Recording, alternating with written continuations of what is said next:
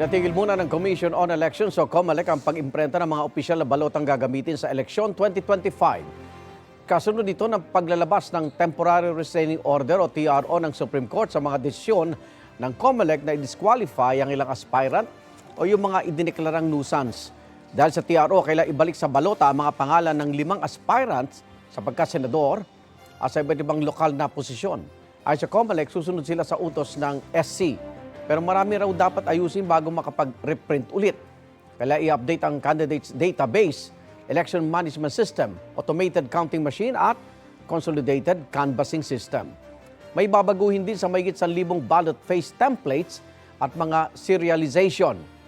Mababago rin ang mga numero ng mga kandidato kapag nabago na ang candidates database at ang EMS. Saka palang magre-reprint ng balota. Pag-aaralan naman kung kailangan pa ulitin ang ginawang trusted build dahil sa pagbabago sa database at EMS. Igan, mauna ka sa mga balita, mag-subscribe na sa GMA Integrated News sa YouTube para sa iba't ibang ulat sa ating bansa.